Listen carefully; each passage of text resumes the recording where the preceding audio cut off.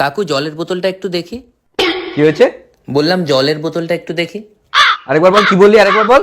জলের বোতলটা দিতে না বললাম। না, তার আগে কি বললি? কাকু জলের বোতলটা একটু বল। কাকু? আমাকে দেখে কাকু মনে হয়?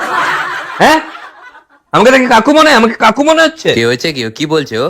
আরে আমাকে কাকু বলছে, আমাকে দেখে ওর কাকু মনে হয়। হ্যাঁ, সরি বলো কাকুকে। আরে সরি ভাইকে। এত বড় সাহস! তো বয়স কত তোর? 10। 10 বছরের একটা ধেড়ে ছেলে আমাকে কাকু বলা? আপনার বয়স কত? আমার 20। ধ্যার, 20। যত ঢপ, এত ঢপ মারবেন না তো। আচ্ছা ঠিক আছে, 25। আরে ছাড়ুন আপনি, আরো বেশি হবে 25। 30। 30 এর বেশি করতে পারবো না, আমার কেনাই 25 পড়েছে। আমি কি জামা কাপড় কিনতে এসেছি এখানে?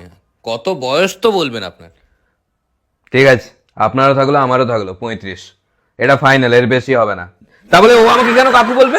হ্যাঁ, 10 বছরের একটা ধেড়ে লোক 35 বছরের ছোট্ট ফুটফুটে চিরযুবক চিরকিশোর চিরতরুণ ছেলেকে কাকু বলা? এত বড় সাহস ওর! আমার ভাইপো আমাকে দাদা বলে। ভাইপো কি বলে ডাকে? কাকুদা।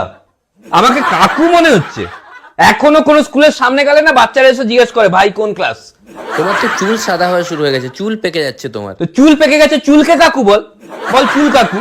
আমি পেকে গেছি যে আমাকে কাকু বলছিস? কি যুক্তি এর? সব হিংসে, সব ছেলের হিংসে।